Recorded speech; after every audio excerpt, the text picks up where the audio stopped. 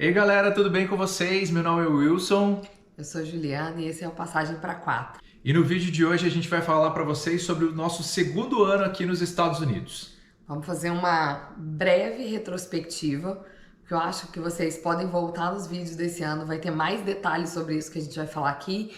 Então é uma retrospectiva reflexão. Então a gente vai bater um papo aqui sobre alguns dos pontos que a gente elencou como importantes para falar para vocês. E espero que vocês comentem bastante, deem bastante like aí nesse vídeo para nos ajudar, porque só assim que a gente consegue alavancar o nosso canal.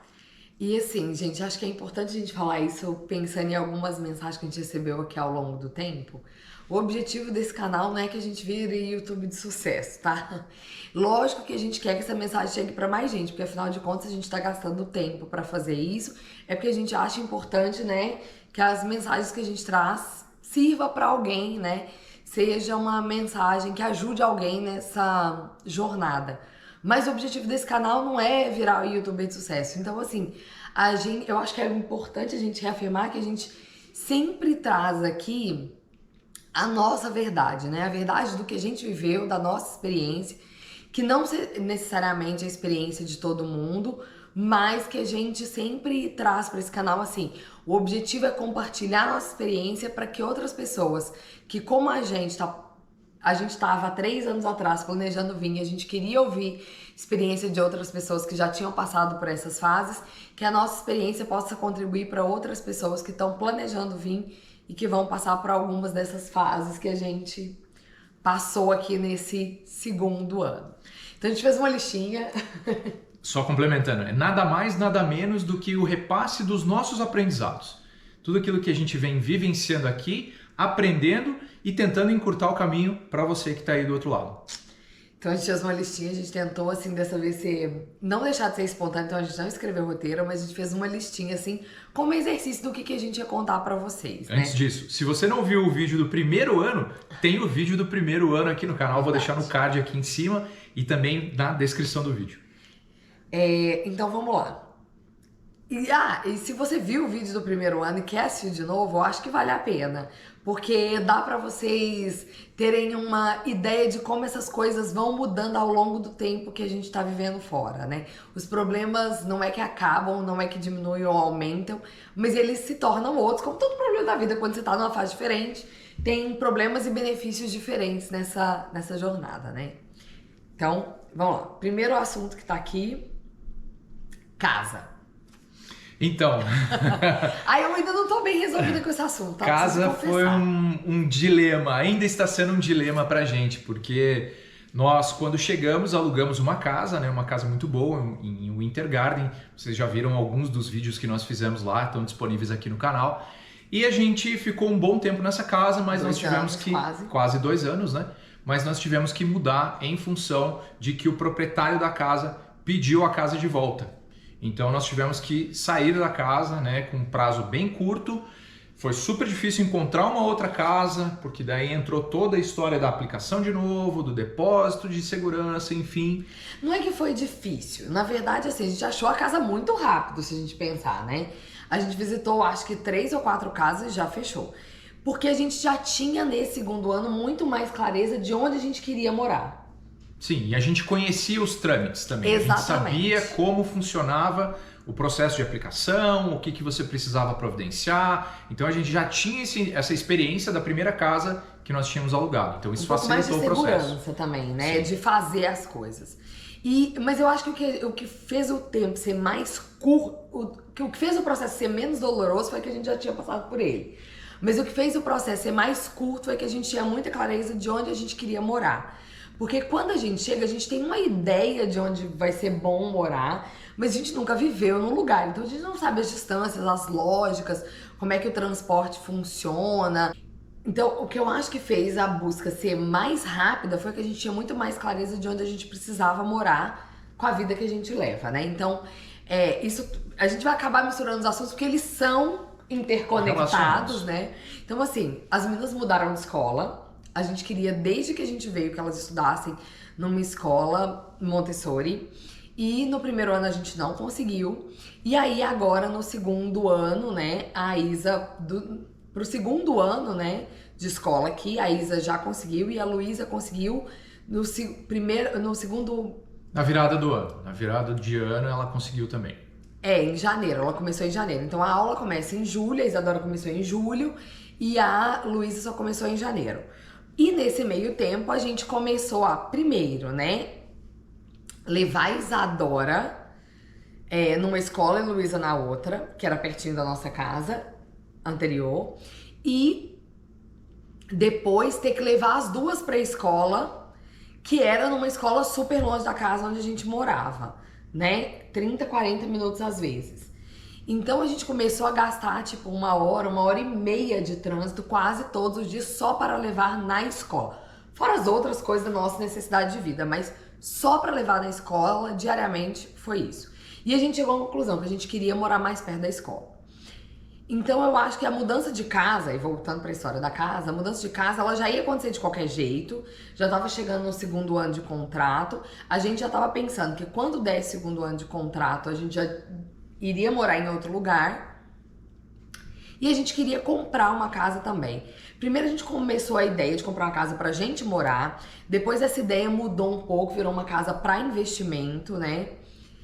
E aí com isso foi tudo ao mesmo tempo, né? A gente olhando uma casa para comprar para investir, mas ao mesmo tempo a gente também já tava querendo olhar uma casa para alugar, mas a gente achava que a gente ia ter prazo, porque a casa que a gente ia sair ia ser só em agosto, né? Então a gente ia ter prazo para fazer tudo com calma.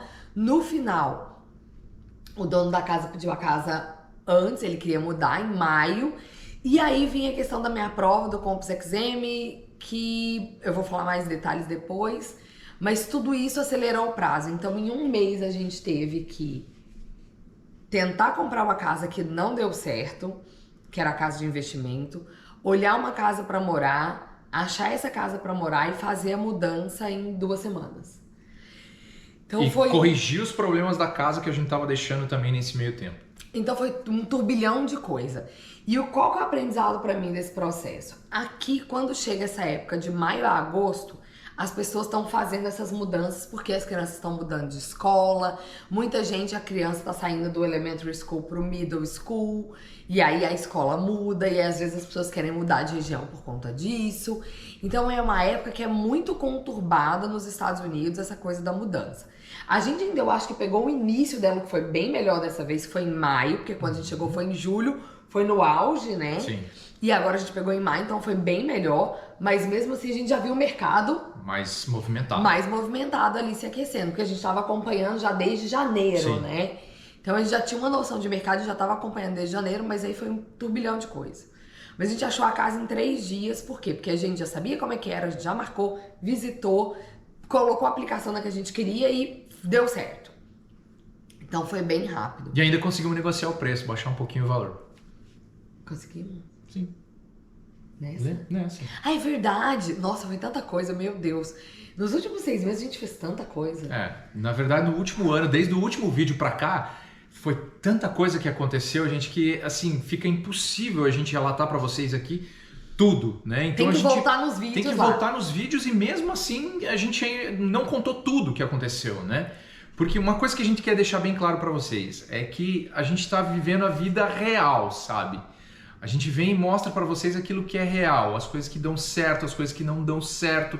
Nem sempre dá tempo de gravar, é por isso que em alguns momentos a gente fica alguns dias sem ter vídeo, sem ter conteúdo no canal. Por quê? Porque, cara, ou a gente corre atrás do dinheiro, ou corre atrás do dia a dia, ou a gente vai gravar vídeo. Porque, efetivamente, o YouTube não é um salário pra gente, né? Não é uma renda. É uma realização pessoal, né? Um compartilhamento pessoal com os nossos aprendizados. Então isso não traz um resultado efetivo para nós. Então é difícil compartilhar esse dia a dia também com as gravações, mas a gente faz na medida do possível, né? E aí nessa história a gente alugou a casa e fez a mudança, fechou. Quem quiser ver detalhes disso tem vídeo, tá, gente? Tudo que a gente vai contar aqui tem muitos vídeos no detalhe. Praticamente tudo. Praticamente tudo. Então, assim, é meio que uma retrospectiva que se você não assiste há algum tempo e quer saber sobre esse assunto, volta lá que vai ter o vídeo. Então foi essa correria, mas era uma correria boa, porque a gente estava realizando uma coisa que a gente achava que era importante, que era mudar para mais perto da escola para ganhar mais tempo. Porque eu acho que isso é uma percepção desse segundo ano. A vida aqui é muito mais rápida. Muito mais rápida. As coisas acontecem numa velocidade maior do que eu acho que a gente estava acostumado no Brasil. Eu acho que no Brasil a gente, por ser uma questão, é uma questão cultural, eu acho, assim, que a gente tem essa coisa de parar pro almoço, a gente tem essa coisa de, no fim de semana, reunir família. A gente no Brasil tem essa coisa de um ritmo de vida um pouco mais lento, né? E se você mora aqui nos Estados Unidos e tá assistindo esse vídeo, comenta aqui se você concorda com a gente ou se a gente tá pirando a nossa vida que tá muito acelerada. Mas assim, pra mim, eu sinto isso, que eu tô sempre, né? E olha que eu sou acelerada por natureza. E eu sinto isso aqui. A realidade é que a gente tá o tempo todo ocupado fazendo alguma coisa e não sobra tempo nem para descansar, nem pra gente sair juntos como casal, muitas vezes. E o tempo que sobra, a gente acaba usando como família. Então a gente vai na Disney, a gente vai comer alguma coisinha fora, a gente vai tomar um sorvete. Mas é assim, é um tempo muito mais restrito do que nós tínhamos, por exemplo, no Brasil, nos finais de semana, né? Mas não sábado e domingo. Não é só que a gente estava trabalhando. O ritmo daqui, como a gente trabalha sábados e domingos, muda um pouco essa dinâmica. Mas também porque aqui sempre tem alguma coisa pra fazer. Coisas legais, coisas divertidas, eventos acontecendo e tudo mais. Então, parece que tá sempre alguma coisa acontecendo. Eu tenho essa impressão que tá sempre alguma coisa acontecendo. A minha percepção é um pouco complementando um pouco do que você tá falando. Eu acho que a gente sempre tá ocupado. A percepção que eu tenho é essa, que a gente sempre tá... Eu, no meu caso, falar mais por mim, né? Eu sempre estou ocupado com alguma coisa, né? A maior parte do tempo com trabalho, ou buscando criança em escola, trazendo criança de escola, ou indo em parque. Quer dizer, eu sinto que não sobra tempo. Um tempo para mim ou um tempo para a gente curtir. Esse é um ponto que pega bastante no meu ponto de vista. Assim. E eu acho que porque a gente também tinha um sistema no Brasil, que a gente tinha um sistema de apoio muito bom. Que ajuda, que facilitava. Que facilitava Isso muito, é que era ter o seu pai, a minha mãe, Exato. né? A nossa família, as minhas irmãs, que querendo ou não querendo, às vezes as nossas crianças iam brincar com as crianças da minha irmã, então era... Mesmo que a gente estivesse junto, a gente não tava dando atenção o tempo todo. Como somos só nós aqui, né, a gente tá dando atenção o tempo todo. Então, isso também muda, né? Mesmo que você tenha tempo para o lazer, não é que, então não tem tempo para o lazer? Tem. Mas é um lazer que é sempre nós quatro, é sempre fazendo alguma coisa, ou às vezes tentando encontrar os amigos, porque eu sinto isso também. No último ano, a gente teve muito menos tempo para encontrar os amigos. Verdade. E faz falta isso, você ter esse tempo onde você reúne as pessoas em volta de você e fala sobre outros assuntos. Porque quando você tá com os amigos e discutindo as coisas, sua mente vai abrindo para outras coisas. Não, eu acho também, que uma coisa né? importante também nesse sentido é que você divide um pouco das tuas dificuldades. Você tem uma outra pessoa com quem você fala a respeito das suas dificuldades, porque muitas vezes você imagina que aquela é uma dificuldade só sua, né? Poxa, eu tô com essa dificuldade, eu não consigo caminhar nesse aspecto da vida, naquele e tal. E quando você fala com outra pessoa, você percebe que, opa, você não tá sozinho nessa, que as outras pessoas também têm os mesmos problemas de tempo, de escola, de não conseguir sair, de trabalhar muito, de ganhar pouco, do dinheiro não render. Quer dizer, as coisas são muito semelhantes, mas muitas vezes você acaba sofrendo imaginando que isso é um problema só seu. Aí eu acho que puxa para um outro assunto que a gente comentou que na hora da listinha. O que mudou do primeiro pro segundo ano? Que eu acho que as coisas encareceram muito aqui, né? Demais. A inflação realmente pegou, a gente sentiu, a gente vê nas notícias, mas a gente sentiu nos nossos gastos. E as nossas fontes de renda mudaram também nesse meio período, né? Então, a coisa, você trabalha bastante e por mais que você ganhe, você tá gastando bastante. Então, eu acho que isso é importante falar porque as pessoas têm a ideia assim, tá ganhando em dólar. O Wilson depois ele compartilha no Instagram, gente, um perfil que ele achou que eu achei o vídeo ótimo. Que é um senhorzinho latino, né? E ele faz vídeos super engraçados, assim. A família faz. A família faz, na verdade, né? E ele, assim, o grande problema aqui dos Estados Unidos é ter que colher dinheiro todo dia no quintal, né? E, assim, quando você fala assim, mas tá ganhando em dólar e tudo mais, as pessoas acham que tá colhendo dinheiro no quintal. Cara, E que esse dinheiro e esse montante que você está colhendo é gigantesco e que sobra todo mês e que dá para, né, mandar para o Brasil, mandar para o amigo, mandar para o parente que você nunca viu. Cara, não dá. Na atual conjuntura, a gente tem percebido assim que paga as contas e às vezes ainda você tem que buscar um outro recurso de trazer dinheiro do Brasil, trabalhar um pouco a mais de final de semana, né? E nesse 1 ano, a gente abriu a TK Concierge, que é a empresa que eu administro, que eu faço gestão. A gente trabalha com diversos assuntos aqui sobre turismo, desde transporte, hospedagem, acompanhamento em parque, compras assistidas, apoio dentro das estruturas dos parques e dos complexos aí da Disney, da Universal. Então a gente tem uma gama bem interessante de coisas para oferecer e também é um trabalho adicional. Busquei esse conhecimento que eu fui adquirindo, né? Que eu já gostava há muito tempo, mas que eu também fui adquirindo, estando tão ligada à indústria, né? Fazendo meu doutorado aqui, que a gente viu essa oportunidade, né? De prestar serviço nesse sentido. Então, além de todo o trabalho que eu tenho como delivery, ele ainda cuida da empresa. E eu com o doutorado, que nesse 1 ano, né? Eu até coloquei aqui, falar desse 2º ano do PhD. Vai ter um vídeo específico sobre isso, sobre o Comps Exam, né? Eu vou fazer, tô devendo, mas eu vou pagar. Mas nesse 2º ano, o doutorado, assim, eu aprendi a aprender. Então, como aluna, o 2º ano foi mais fácil. Porém, os desafios como aluna de PhD no 2º ano são diferentes. Então, assim, eu comecei a ter que me envolver muito mais em pesquisas que eu comecei no 1º ano, eu dedicar mais tempo, além das aulas, começar a preparar para dar aula e ainda preparar para esse exame, que no meu caso é no 2º ano, que é o Comps Exam, que exigiu uma dedicação muito grande de alguns meses para me preparar e para fazer esse exame.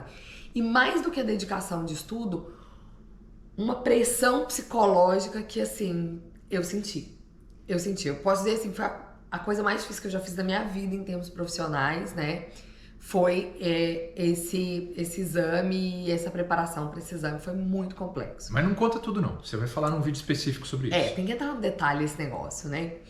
Então, assim, muitas vezes eu tive que estar menos presente, né? E isso teve que tomar conta de várias coisas, porque eu realmente precisava de tempo para estudar. O que acrescentou mais nessa rotina. E aí, como a gente nunca quer nada fácil, né? Como a gente não aceita, aqui é tudo hardcore, a gente ainda ajudou o Caio, trazendo o Caio, né? Pra vir aqui fazer o inglês. O Caio, pra quem não sabe, é o sobrinho da Juliana, meu sobrinho também, né? Que tem 18 anos, fez 19 enquanto tava aqui, né? Então ele terminou o 2º grau no Brasil e aí não tava muito ainda focado no que ia fazer da vida em termos de vestibular. Fez vestibular, não passou porque ele queria medicina e pensando ainda muito em dúvida do que queria, né? Ele tava ainda refletindo muito sobre o que queria. E a gente falou, vem fazer o inglês aqui pra você ver uma coisa diferente, ter uma experiência diferente. E aí ele veio, fez o inglês e viu a oportunidade de fazer a graduação, né, em enfermagem aqui. Então foi mais uma coisa que entrou na nossa rotina, porque ele não tem carteira ainda, né? Então a gente tinha que dar carona pra ele pegar ônibus, tinha que levar às vezes pra resolver alguma coisa, ensinar a dirigir, uma série de coisas que colocou um outro filho na nossa vida, né? Porque não precisava, já 2 filhas, trabalho, doutorado. Por que ser fácil, né? A gente ainda arrumou um 3º filho nessa história, adolescente ainda, porque a gente já passou da fase da criança pro jovem, né? Hardcore. Quase já adulto, né? Praticamente. Já adulto, né? Mas que acrescentou mais todas essas novas obrigações na nossa vida, né? E assim, gente, eu não tô acostumada a esperar adolescente chegar de madrugada ainda não. Eu ainda tô me adaptando, porque eu sou enorme. Mas eu tô pagando o que eu fiz pra minha mãe, né? Que a minha mãe também não dormia. Às vezes eu fico até 1 da manhã esperando o rapaz chegar, né?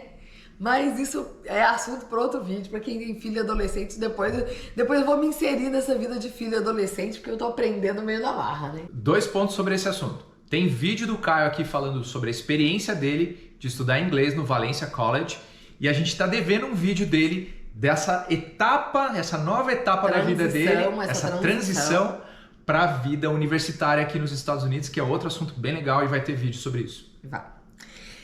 E aí, nesse meio tempo, tem um vídeo que a gente tá devendo, mas eu não me sinto 100% calma, a segura. gente tá devendo muito vídeo. É verdade. Mas é que assim, eu não me sinto muito segura ainda pra falar sobre seguro-saúde. Mas a gente usou serviços de saúde dos Estados Unidos. Descobrimos que o que a gente estava fazendo não era a forma correta. Tivemos que corrigir. Tomamos um prejuízo por conta disso. Prejuízo. Mas esse vale um vídeo todo específico sobre isso. O que a gente quer dizer assim, por que a gente trouxe isso pra cá, apesar do vídeo ainda não tá aí, a gente não dá detalhes ainda. Porque quando você vai vivendo, né, a partir do tempo que você vai vivendo, as experiências que você vai tendo, novos desafios vão entrando aí na sua listinha. Novos desafios, novos aprendizados. Exatamente.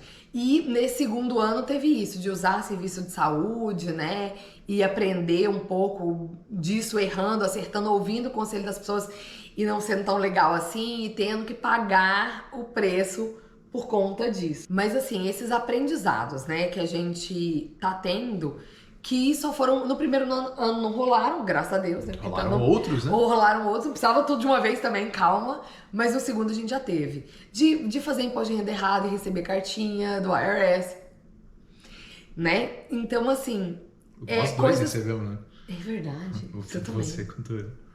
Então, assim, a gente foi aprendendo, né? E é isso, são erros e acertos. Estou falando sobre trabalho, então, além do delivery, tem a TK Concierge. Eu também comecei a fazer um novo trabalho, que é um trabalho da Amazon Flex, para tentar complementar ali os valores, porque o delivery caiu consideravelmente aqui em Orlando, tanto é que a gente tem vídeos aí mostrando a realidade de como está o delivery, então as pessoas muitas vezes perguntam, né? São os vídeos mais acessados aí do nosso canal.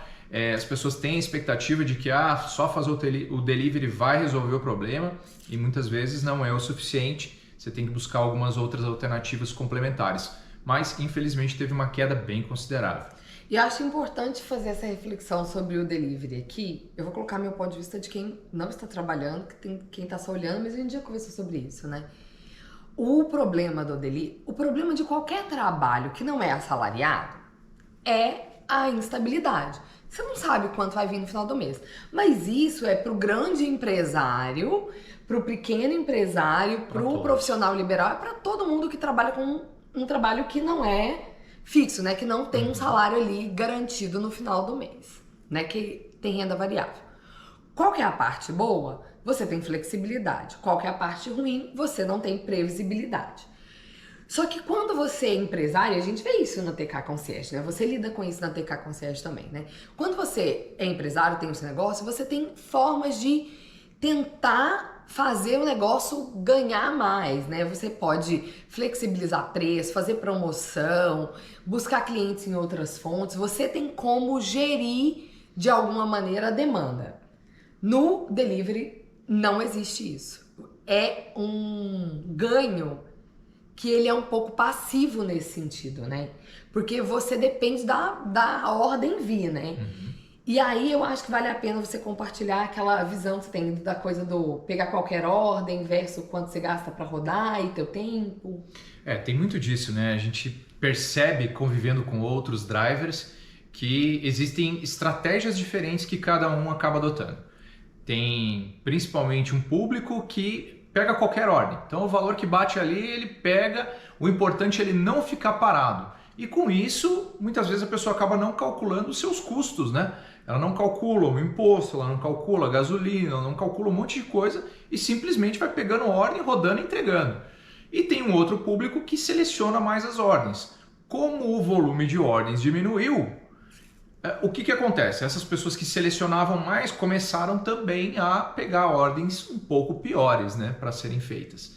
E isso gera um desequilíbrio grande, né, tanto para um público quanto para outro público.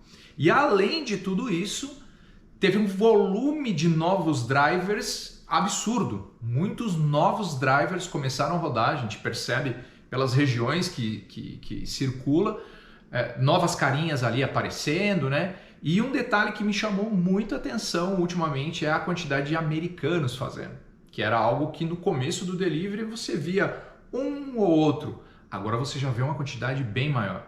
Não sei se isso pode ser um reflexo um pouco desse momento Economia, econômico, as pessoas não estão dando conta de pagar suas contas, aí a pessoa sai aí um horáriozinho para fazer um delivery, complementar. Pode não ser a renda principal da pessoa, porque muita gente faz delivery só para complementar a renda, né? Então assim, eu quero fazer uma viagem, preciso ganhar uma graninha a mais, então tá, vou fazer delivery 2, 3 fins de semana, ganho ali uma grana a mais e beleza. Isso é muito comum aqui na cultura americana. Nós que chegamos agora que a gente estranha um pouco, mas para eles isso é muito normal, né? Fazer uma renda extra, né? Pegar um extra segundo, money que eles falam. Pegar um segundo emprego durante um período específico, Exato. assim, eles são muito flexíveis.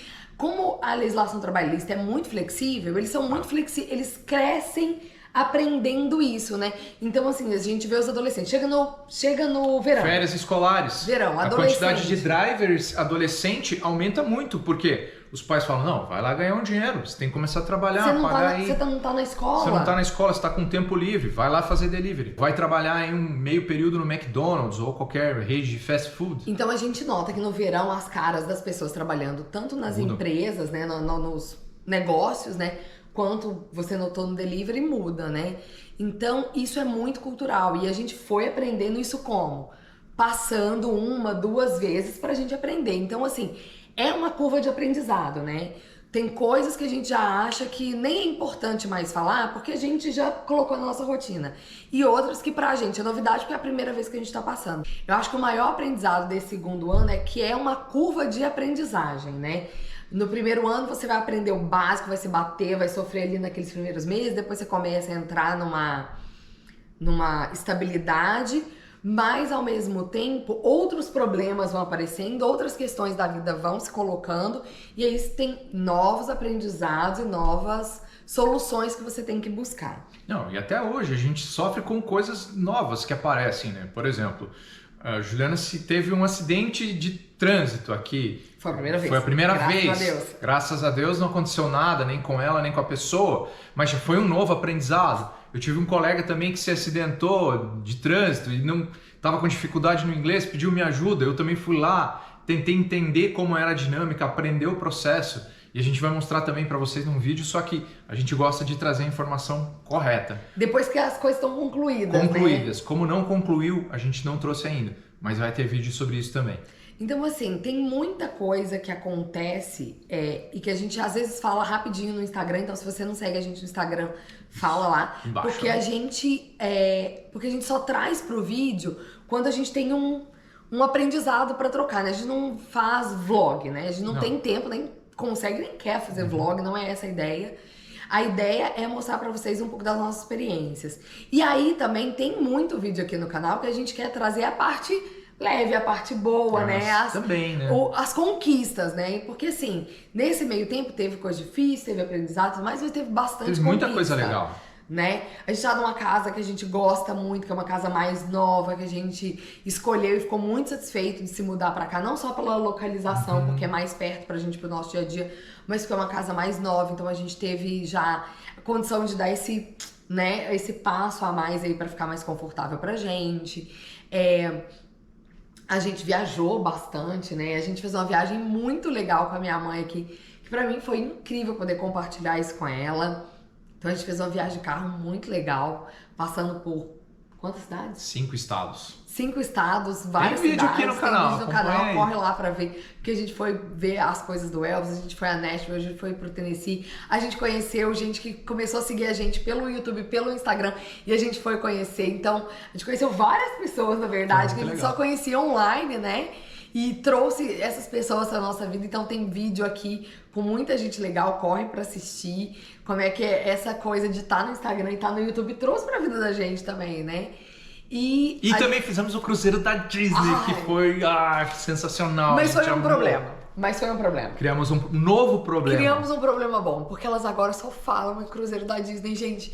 Olha, tudo é cruzeiro da Disney. Ai, como eu queria ficar 10 dias no cruzeiro da Disney. Quem não quer? Gente, olha, assim, é um negócio que a gente quer falar pra vocês. Se você tiver a oportunidade de fazer um cruzeiro da Disney, faça. Tá? Fala com a TK Concierge. Fala com a TK Concierge. Peraí, vamos fazer o jabá aqui. Entre em contato com a gente pode te ajudar nesse processo. porque é simplesmente sensacional. sensacional. Incrível. E assim, essa coisa de ter a agência também ajudou, né? Porque você conseguiu olhar muitas coisas pra gente, promoção, ter uma visão de várias coisas que a gente foi colocando. A gente conseguiu ir no SeaWorld que a gente não tinha ido ainda. A gente. Eu quero ir no Busch Gardens, você tá me devendo essa, tá?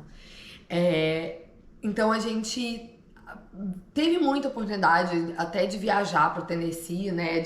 Foi pra Dollywood. Ai, gente, Dollywood foi assim, foi trabalho e lazer ao mesmo tempo. Porque pra mim foi quase uma pesquisa, né? Porque eu não conhecia.